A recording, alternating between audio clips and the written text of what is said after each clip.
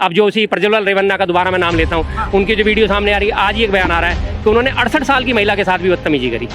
68 साल की महिला उनको कह रही है उस वीडियो में, अरे भाई मैंने तुम्हारे बाप दादा को खाना खिलाया, मैंने उनकी सेवा करी है, उनको खाना बना के खिलाया, उन्हें चाय पिलाई है, मुझे तो बख्श दो, मेरे साथ तो ऐसा मत करो। वो हंसे जा रहा है और वो दौड़े जा रहा है। यत्र नारी पूज्यते रमन्ते तत्र देवता, जहाँ नारी की पूजा होती है वहाँ देवता निवास करते हैं। हाँ। और उस देश में आज ये हालात पैदा ऐसे हो गए हैं कि कहीं संदेश खाली हो रहा है, कहीं मणिपुर हो रहा है, कहीं ये कर्नाटका हो रहा है, कहीं हाथरस हो रहा है, कहीं उन्नाव हो रहा है, कहीं कठुआ हो रहा है, कहीं अंकिता भंडारी हत्याकांड हो रहा है, कहीं दिल्ली में लगातार बच्चियों से बलात्कार करे जा रहे हैं। कहाँ पहुँच गया हमारा देश। प्रधानमंत्री जी ने संदेश खाली पे बयान दिया, हमें बहुत अच्छा लगा, दिल से खुशी हुई। उन्होंने कहा संदेश खाली में पाप हुआ है, बिल्कुल हम मानेंगे अब पाप हुआ है, लेकिन ये बयान उनका मणिपुर पे क्यों नहीं आया? सैकड़ों महिलाओं के साथ उसने रेप करा है, जिसके बाद जैसे ही उसकी मामला खुला, प्रज्वल रेवन्ना पूर्व प्रधानमंत्री एच डी देवगौड़ा का पोता है, सगा पोता, बड़े बेटे का बड़ा बेटा है, और जैसे ही वो मामला खुला वो जर्मनी भाग गया है। मेरे ड्रोन सब कुछ देख लेते हैं, मैं ड्रोन से सबकी निगरानी करता हूँ। अब कहाँ चला गया वो ड्रोन? BHU में बनारस हिंदू यूनिवर्सिटी में लड़की का रेप हुआ, पिस्तौल की नोक पे रेप करा गया, 2 महीने तक उसके साथ बलात्कार करा। चाहे वो बीजेपी शासित राज्य हो, चाहे वो कांग्रेस शासित राज्य हो, या वो किसी और पार्टी का राज्य हो, मुझे इस बात से कोई मतलब नहीं है। भाई साहब, बहन भाई का प्यार अगर आप नहीं समझ सकते तो आपकी समझ पे तो मुझे तरस आता है। कन्हैया कुमार को लेकर आप क्या सोचते हैं? क्योंकि साफ तौर पे कहा गया कि टुकड़े टुकड़े गैंग या फिर भारत तेरे टुकड़े होंगे, ये तमाम नारे जो है अब गूंज रहे हैं। तो लगता है आपको कि अगर जो भारत को बांटने की बात करेगा, तोड़ने की बात करेगा, उसे जो है संसद में भेजना ठीक है जी। आपकी ये नारे की आपने शुरुआत करी, अमित शाह जी जो आज लेके कह रहे हैं कि मेरे फर्जी वीडियो फैला दी, मेरे फेक वीडियो फैला दिए, आज वो इतना परेशान हो रहे हैं अपनी एक वीडियो पे। अब आप वो पीछे जरा उठ के देखो कि आपकी IT सेल ने कितने फर्जी वीडियो फैलाए, और जो देश हित में बात करता है उसको ऊपर उठाएंगे, ना कि जो दोबारा लहंगा उठा दे रिमोट से उसको ऊपर उठाएंगे। अगर वो ऐसा करते हैं कि तोरा लहंगा उठा दे रिमोट से गाने वाले को, अश्लीलता फैलाने वाले को फिर से अपना सांसद चुन लेते हैं, तो भाई सबसे ज्यादा दुर्भाग्यशाली वो लोग होंगे। 400 पार के नारे की तो हवा निकल गई ना। अब वो ले दे के घूम के वहीं आगे मनमोहन सिंह जी ने ऐसा कहा था, पहला उसका संख्या को तो होना चाहिए हक, मनमोहन सिंह जी ने वैसा कहा था, और ये आपका मंगलसूत्र छीन लेंगे, ये मटन खाते हैं, ये मछली खाते हैं। पहले तो बलात्कार साबित होते बलात्कारी को फांसी की सजा होनी ही चाहिए, और उससे अपील का अधिकार भी छीन लिया जाना चाहिए। बिल्कुल। नमस्कार, आप देख रहे न्यूज हंगर और मैं हूं आपके साथ विनायक कुमार। देश में राजनीति तो हो ही रहा है, लोकसभा के चुनाव हो रहे हैं, लेकिन इस बीच कुछ ऐसे मुद्दे हैं जिस पे हम बात करेंगे, और वाकई में देश की जनता को जानना जरूरी है कि जिस सांसद को आप चुनते हैं, जिस प्रधानमंत्री को आप चुनते हैं, उसका असर जो है देश पर पड़ता है, उसका असर जो है बेटी पे, महिलाओं पे, या फिर बहन पे, या फिर एक जिम्मेदार नागरिक पे पड़ता है। अगर आप चाहते हैं कि आज हम आपको एक ऐसी खबर बताएं, एक ऐसे खबर से रूबरू कराएं कि जो वाकई में देश पर असर डालता है, जहां पे एक सरकार महिलाओं की बात करती है, बेटी को पढ़ाओ या फिर बेटी बचाओ, या फिर एक सरकार जो है मुफ्त राशन देने की बात करती है, भारत के लोगों को किस तरह से इसका फायदा होता है। दरअसल कर्नाटक में सियासी भूचाल आ चुका है। सियासी भूचाल इसलिए आ चुका है क्योंकि भारतीय जनता पार्टी के से प्रज्वल रेवन्ना का प्रचार प्रधानमंत्री नरेंद्र मोदी करने पहुंचते हैं। अब इस बीच जो है उनके कम से कम 2800 से 3000 सेक्स स्कैंडल का वीडियो वायरल हो चुका है। इस चीज को लेकर बातचीत करने के लिए हमारे साथ इस वक्त शर्मा जी मौजूद हैं। इनसे जानते हैं, क्योंकि ये साफ तौर पर अगर इनसे बात की जाए तो कांग्रेस की बातें रखते हैं, कांग्रेस की बात करेंगे, कन्हैया कुमार के ऊपर सवाल पूछेंगे, या फिर राहुल गांधी के ऊपर सवाल पूछेंगे। लेकिन उससे पहले इसकी हम कहानी आपको बताते हैं। कर्नाटक को देख रहे सर, किस तरह देख रहे हैं? कर्नाटक को देखा जाए तो देखिए जी, कर्नाटक में आज तक का सबसे बड़ा सेक्स स्कैंडल सामने आया है, सबसे बड़ा भूचाल। और उस प्रधानमंत्री की छत्र छाया में आया जिनका नारा ही है बेटी बचाओ बेटी पढ़ाओ, लेकिन उनके मुंह से स्पेशली ये निकला था कि बेटी बचाओ बेटी पटाओ। तो मुझे उनका दूसरे वाला नारा जो है ना, वो आज साबित सही होता हुआ नजर आ रहा है। एक तरफ तो इतनी बड़ी बड़ी वो बातें करते हैं, लाल किले की प्राचीर से खड़े होकर महिला अस्मिता की बातें करते हैं, महिला सुरक्षा की, महिला सम्मान की बातें करती हैं।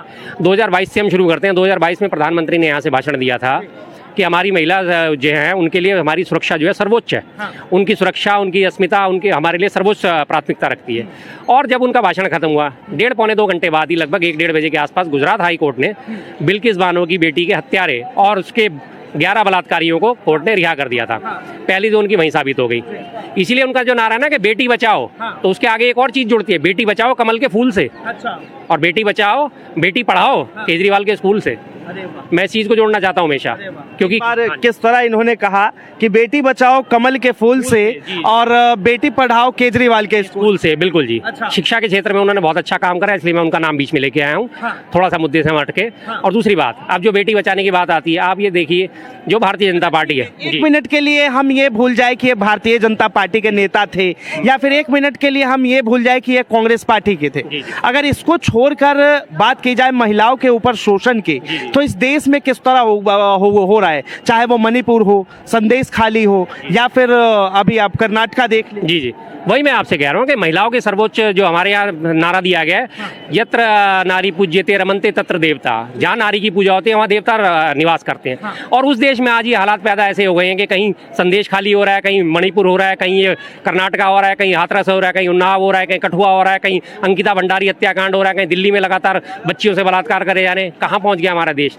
ऐसी मानसिकता बहुत गंदी मानसिकता है। और दूसरी बात, इस मानसिकता से ऊपर सबसे बड़ी मानसिकता क्या है कि ऐसे लोगों को सत्ता जो है, सत्ताधारी लोग जो हैं वो बचा रहे हैं। ये सबसे बड़ी बात दूषित मानसिकता है कि ऐसे लोगों को सत्ताधारी लोग बचा रहे हैं, उनका सपोर्ट कर रहे हैं। प्रधानमंत्री जी ने संदेश खाली पे बयान दिया, हमें बहुत अच्छा लगा, दिल से खुशी हुई कि उन्होंने कहा संदेश खाली में पाप हुआ है। बिल्कुल हम माने कि पाप हुआ है, लेकिन ये बयान उनका मणिपुर पे क्यों नहीं आया? ये बयान उनका अंकिता भंडारी जो उत्तराखंड में मारी गई थी बेटी, उसके ऊपर क्यों नहीं आया? और अब ये जो कर्नाटका में कांड हुआ है, इसके ऊपर प्रधानमंत्री का बयान क्यों नहीं आता?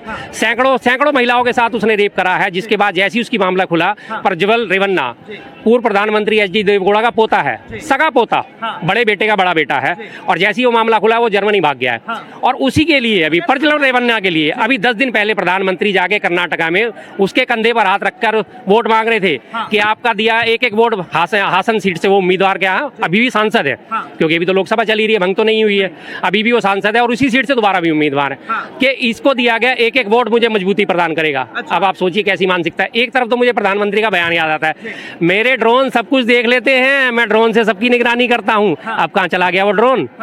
अब कहाँ चले गए वो ड्रोन? अब वो उड़ के 1 मिनट के अंदर जर्मनी पहुंच गया, अब आपके ड्रोन कहाँ रह गए? हवाई जहाज क्रॉस कर गया जर्मनी। लेकिन जब अगर इस मानसिकता के लोग संसद के भवन पहुंचेंगे, तो लगता है आपको कि ये महिलाओं का मर्यादा, महिलाओं का सम्मान, या फिर जिस महिला को देवी दुर्गा का रूप माना जाता है, ये वाकई में देखेंगे? बिल्कुल जी, बिल्कुल, ये तो अपमानित होंगे। अब आप इसकी शुरुआत यहाँ से देखिए ना कि ये कांड तो अब खुला, इससे आपने पिछले साल से आपने देखा कि महिला जो बहन बेटियां हमारी, पहलवान बहन बेटियां, उन्होंने अपने यौन शोषण के आरोप लगाए।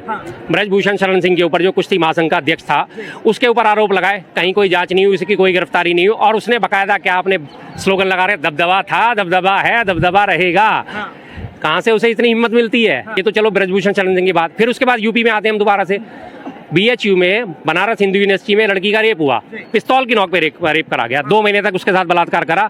वो बलात्कारी खुले घूमते रहे और उसके बाद वो अक्टूबर में उन्होंने बलात्कार करा और 2 महीने तक वो मध्य प्रदेश में जाके चुनाव प्रचार करते रहे। 2 महीने बाद आके जब ये मसला खुला है, जब उन्होंने शोर मचाया खूब, तब जाके उनको गिरफ्तार करा गया। BHU IT सेल के पदाधिकारी थे वो, जो भाजपा के IT सेल के पदाधिकारी थे वो तीनों लड़के। कोई कार्रवाई नहीं, उठा के सिर्फ उनको बुक करा और जेल में डाल दिया। वैसे तो बुलडोजर बाबा का बुलडोजर मिनट में चल जाता है, और इस मामले में उनको बुलडोजर बाबा के डीजल खत्म हो गया, तेल खत्म हो गया, या उनके पहिए पंचर हो गए, लोहे के पहिए वो भी पंचर हो गए बुलडोजर के, जो उनके घर तक बुलडोजर नहीं पहुंचा। को लेकर क्या कहेंगे, क्योंकि वहां पर ममता की सरकार है, CM वो खुद हैं, और संदेश खाली में इस तरह अभद्र तरीके से महिलाओं के साथ प्रयास करना, रेप करना, वो हर चीज आपने देखा। बिल्कुल साहब, मैं तो कह रहा हूँ ना, संदेश खाली भी गलत है, मणिपुर भी गलत है, हाथरस भी गलत है, उन्नाव भी गलत है, कठुआ भी गलत है, झारखंड में विदेशी महिला के साथ बलात्कार हुआ वो भी गलत है, दिल्ली में 3 साल की बच्ची के साथ बलात्कार हुआ वो भी गलत है, जहाँ भी अंकिता भंडारी हत्याकांड हुआ वो भी गलत है, जहाँ भी किसी भी बहन बेटी के साथ, चाहे वो BJP शासित राज्य हो, चाहे वो कांग्रेस शासित राज्य हो, या वो किसी और पार्टी का राज्य हो, मुझे इस बात से कोई मतलब नहीं है। राज्य किसी का हो, मुझे इस बात से कोई लेने, आलोचना करूंगा तो करूंगा, सबकी करूंगा, बराबर करूंगा। बिल्कुल जी। कांग्रेस पार्टी के कर्नाटक के ही एक निगम पार्षद की बेटी को जो है 9 बार चाकुओं से गोद दिया जाता है, लेकिन कांग्रेस पार्टी इसको लेकर एक बार भी सवाल नहीं उठाती, क्या कहेंगे इसको लेकर? देखिए, वो जो अपराधी था वो पकड़ा गया है। रही बात सवाल उठाने की, तो जैसी अगर अपराधी पकड़ा जाता है, सबसे पहली चीज होती है अपराध हुआ और अपराधी पकड़ा गया, तो आधा मामला वहीं सॉल्व हो जाता है। लेकिन जब आप उस अपराधी को प्रश्रय दे रहे हो, उसे छूट दे रहे हो, या उसे भागने में, हाँ, कसूर क्या थी कि सिर्फ उसने प्यार करने से इनकार कर दिया? जी, ये तो देखिए मानसिकता लोगों की है ना, मैं कह रहा हूँ ना, ऐसी मानसिकता के मैं सख्त खिलाफ हूँ। चाहे वो कोई भी हो, निगम पार्षद हो, एक आम लड़की भी हो, सबको राइट है, हर लड़की को अधिकार है ना बोलने का, हर लड़की को अधिकार है अपने चॉइस का। अगर वो कोई भी हो, किसी भी धर्म की हो, जाति की हो, मजहब की हो, अगर उसके साथ गलत हो रहा है तो गलत है, चाहे वो किसी ने भी करा हो, चाहे वो मेरे घर के कोई बंदा होगा, मैं उसके खिलाफ भी खड़ा होऊंगा। खड़े हुए। बिल्कुल जी, अगर मेरे घर का भी कोई बंदा होगा। तौर पे राहुल गांधी के कई ऐसे वीडियो वायरल हुए जिसमें वो अपनी बहन के साथ प्यार करते दिखते हैं। जी, जी। तो जैसे हम बच्चों को करते हैं उसी तरह से आपने देखा होगा। अब उसको लेकर भी जो है कई ऐसे पार्टी के नेता जो है साफ तौर पे कह रहे हैं कि राहुल गांधी तो स्टेज पे किस करते हैं, उसको लेकर क्या? भाई साहब, बहन भाई का प्यार अगर आप नहीं समझ सकते तो आपकी समझ पे तो मुझे तरस आता है। सीधी सी बात है, अगर एक भाई अपनी बहन को प्यार, सनातन संस्कृति के खिलाफ है। सनातन संस्कृति की बात अगर हम करी जाए, सनातन संस्कृति के सबसे बड़े ध्वजवाहक हमारे श्री कृष्ण है। श्री कृष्ण की बहन सुभद्रा थी। सुभद्रा जी अर्जुन जी को चाहती थी। कृष्ण जी को ये बात पता थी ना, और वो चाहते थे कि किसी तरह से इनकी शादी हो। तो बकायदा कृष्ण जी ने सुभद्रा को बोला था कि आप वहां पे पहुंचो, और अर्जुन को बोला कि वहां पे आप रथ लेके पहुंचो और मेरी बहन को अपने साथ लेके जाओ। और उसके बाद जब वो अर्जुन सुभद्रा को लेके रथ में चल दिए, उसके बाद सारे यादव आ रहे, अरे सुभद्रा को लेके भाग रहे। उन्होंने कहा जाओ, पीछा कर सकते तो कर लो, मेरी बहन की उसमें मर्जी है, दोनों एक दूसरे को चाहते हैं, प्यार करते हैं। ये बहन भाई का प्यार होता है। श्री कृष्ण का तो हम गलत नहीं ठहरा सकते, बताइए आप। और अगर ये इंसिडेंट गलत हो तो लोग मैं तैयार हूँ इस बात के लिए कि मैं गलत हूँ। पढ़ लीजिए महाभारत, पढ़ लीजिए श्री कृष्ण का था, सब जगह इस बात का उल्लेख है। कन्हैया कुमार को लेकर आप क्या सोचते हैं? क्योंकि साफ तौर पे कहा गया कि टुकड़े टुकड़े गैंग या फिर भारत तेरे टुकड़े होंगे, ये तमाम नारे जो है अब गूंज रहे हैं। तो लगता है आपको कि अगर जो भारत को बांटने की बात करेगा, तोड़ने की बात करेगा, उसे जो है संसद में भेजना? ठीक है जी, आपकी ये नारे की आपने शुरुआत करी। जब नारे लगे थे उसके बाद दिल्ली पुलिस ने केस दर्ज करा था। दिल्ली पुलिस ने अपनी SIT बैठाई थी, जांच कमेटी बैठाई थी। दिल्ली सरकार ने अपनी जांच कमेटी बैठाई थी। दिल्ली सरकार ने उसको क्लीन चिट दे दी। इस तरह की कोई वारदात नहीं, इस तरह के नारे नहीं लगे। हम मान लेते हैं जी, दिल्ली सरकार तो आम आदमी पार्टी की सरकार है, बीजेपी के खिलाफ है, वो तो हर एक आदमी को सपोर्ट करेगी, हम मान लेते हैं एक बार को। ठीक है जी, जैसे मैथ में माना जाता है कि एक्स का मान ये है कि वो तो बीजेपी के अगेंस्ट है, वो तो सबको बचाएगी जो बीजेपी के खिलाफ बोलेगा। लेकिन दिल्ली पुलिस तो साहब आपकी LG साहब के अधीन है, बीजेपी के अधीन है। आपने देखा है कि दिल्ली में फिलहाल LG किस तरह से एक तरफा कार्रवाई करते हैं हर चीज में। लेकिन दिल्ली पुलिस ने भी उन्हें क्लीन चिट क्यों दी? उसके बाद संसद में गृह मंत्री से बकायदा ये सवाल पूछा गया था कि साहब ये टुकड़े टुकड़े गैंग क्या है? उन्होंने कहा इस तरह का कोई गैंग एग्जिस्ट नहीं करता। RTI लगाई गई गृह मंत्रालय में कि क्या टुकड़े टुकड़े गैंग नाम का कोई गैंग हमारे यहाँ सक्रिय है, इसका सरगना कौन है, इसमें कितने मेंबर हैं? वहां से जवाब है इस किस्म का कोई सरगना नहीं है, इस किस्म का कोई गिरोह नहीं है, ये सब ख्याली बातें हैं। जिस अमित शाह जी जो आज लेके कह रहे हैं कि मेरे फर्जी वीडियो फैला दिए, मेरे फेक वीडियो फैला दिए, आज वो इतना परेशान हो रहे हैं अपनी एक वीडियो पे। अब आप वो पीछे जरा उठ के देखोगे आपकी IT सेल ने कितने फर्जी वीडियो फैलाए। जो आलू से सोना बनाने वाला आपको सबको याद है कितना फर्जी था और कितना फैलाया गया। तब आपको याद नहीं आया कि फर्जी बना हमारे ऊपर भी हावी हो सकता है। और सेम चीज कन्हैया कुमार के साथ है, फर्जी वीडियो फैला दी गई, लोगों ने सुन लिया, जांच कोई करता नहीं, पड़ताल कोई करता नहीं। भाई आपके जैसे हमारे जैसे कुछ लोग हैं जो गहराई में चले जाते हैं, नहीं जानते ना, वो तहकीकात नहीं करना चाहते। लेकिन टुकड़े टुकड़े गैंग जो है वो ऐसा फैला दिया गया कि अरे भाई टुकड़े टुकड़े गैंग के नारे लगाए थे, भारत तेरे टुकड़े होंगे। अरे भाई अगर उसने नारे लगाए थे तो उसके ऊपर रासुका भी लगनी चाहिए थी, UAPA भी लगना चाहिए था। नहीं करा ना रेकमेंड, ना दिल्ली पुलिस ने ना दिल्ली सरकार ने। आपको क्योंकि बेगूसराय में जब चुनाव हुआ था और कन्हैया कुमार वहां से नामांकन किया था, उसके बाद वो हार चुके थे, लेकिन अब जो है फिर से उन्हें नॉर्थ ईस्ट से टिकट मिला है, तो क्या कहेंगे? लग रहा है कि वो सीट निकाल पाए? मुझे तो पूरी उम्मीद लगती है साहब उनके जीतने की, क्योंकि दिल्ली में 3 ही मिला है कांग्रेस। हाँ जी, हाँ, दिल्ली में 3 मिली है, 3 और 4 से उनका बंटवारा हुआ है। मुझे पूरी उम्मीद। नॉर्थ ईस्ट की जो सीट है वो मैक्सिमम स्टेप जो है वो पूर्वांचल के लोगों से, बिहार के लोगों से, मैथिली लोगों से भरी पड़ी है। तो उनके लोगों में जो है अपना बिहार के लोगों के लिए क्रेज होता है। एक तरफ तो आपके तिवारी साहब हैं, बेबी BRP के नाचे छम छम छम और तोरा रहेगा उठा दे रिमोट से, और एक दूसरी तरफ है जो देश हित की बातें करने वाले कन्हैया कुमार है। तो उम्मीद है पूरी उत्तर पूर्वी दिल्ली के मतदाता अपनी समझदारी का परिचय देंगे और जो देश हित में बात करता है उसको ऊपर उठाएंगे, ना कि जो तोरा लहंगा उठा दे रिमोट से उसको ऊपर उठाएंगे। अगर वो ऐसा करते हैं कि तोरा लहंगा उठा दे रिमोट से गाने वाले को, अश्लीलता फैलाने वाले को फिर से अपना सांसद चुन लेते हैं, तो भाई सबसे ज्यादा दुर्भाग्यशाली वो लोग होंगे। लेकिन 2 बार से तो वही है सांसद। हाँ रहे, ठीक है जी रहे, लेकिन ऐसा होता है कभी कभी फ्लो में जीत जाते हैं। 2-2 बार के सांसद, 5-5 बार के सांसद लोग आ रहे हैं, 9-9 बार के सांसद आ रहे हैं, उसमें कोई बड़ी बात नहीं है, जनता के जागृति की बात है साहब। बात बताइए, इस बार लहर किसकी लग रही है? 400 पार या फिर 400 पार का नारा तो हवा हो गया जी। आपने पहली मीटिंगों से पहले देख लिया था 400 पार 400 पार। पहले चरण का चुनाव खत्म हुआ 102 सीटों का, अब वो आगे 300 पे, 300-380 पे आ गए। उसके बाद दूसरे चरण का भी चुनाव खत्म हो गया, 400 पार के नारे की हवा निकल चुकी। अब कि वो कहाँ आ गए? राहुल गांधी जी संपत्ति बांट देंगे, राहुल गांधी जी मुस्लिमों को संपत्ति दे देंगे, 400 पार के नारे की तो हवा निकल गई ना। अब वो ले दे के घूम के वहीं आगे मनमोहन सिंह जी ने ऐसा कहा था, पहला उसका अल्पसंख्यकों को जो होना चाहिए है, मनमोहन सिंह जी ने वैसा कहा था, और ये आपका मंगलसूत्र छीन लेंगे, ये मटन खाते हैं, ये मछली खाते हैं। तो 400 पार के नारे की तो हवा निकल गई। मैंने आपको एक उदाहरण दिया था ना एक बार पहले भी, कि एक ट्यूबलेस टायर आजकल चल रहे हैं सबसे ज्यादा। ट्यूबलेस टायर में अगर पंचर हो जाता है ना तो उसमें हवा धीरे धीरे निकलती है। कम से कम अगर यहाँ पंचर हुआ तो बंदा आगे कम से कम आधा किलोमीटर चला जाएगा उस पंचर के सहारे। रहे, तब जाके उसे पता चलेगा भाई पंचर हो गया।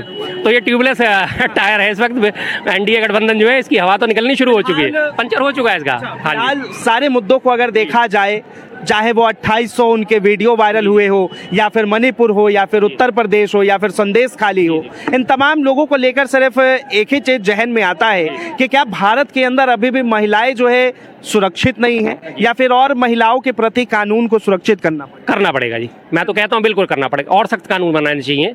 बिल्कुल, सबसे पहले तो बलात्कार साबित होते बलात्कारी को फांसी की सजा होनी ही चाहिए, और उससे अपील का अधिकार भी छीन लिया जाना चाहिए। बिल्कुल, तभी जाके ये लोग सुधरेंगे। इनके इस तरह की मानसिकता जो है आसानी से सुधरने वाली नहीं है इस तरह से। और दूसरी चीज़, अश्लीलता पे जितनी भी आजकल बढ़ गई है उस पर रोक लगाना बहुत जरूरी है, जिसकी वजह से लोगों के दिमाग खराब होते हैं, फर्क पड़ता है। देखिए कहीं ना कहीं इंटरनेट भी हमारी इस चीज़ को दूषित करने का काम करता है। आजकल इंटरनेट की पहुंच बच्चों तक हो गई है, कहीं ना कहीं लोगों के दिमाग में कीड़े बैठने शुरू हो जाते हैं, कुंठित मानसिकता जिसे कहते हैं वो बैठ जाती है लोगों के दिमाग में, जिसके एवज में ये चीज़ें निकल के सामने आती हैं। अब जो उसी प्रज्वल रेवन्ना का दोबारा मैं नाम लेता हूँ, उनकी जो वीडियो सामने आ रही है, आज ही एक बयान आ रहा है कि उन्होंने 68 साल की महिला के साथ भी बदतमीजी करी।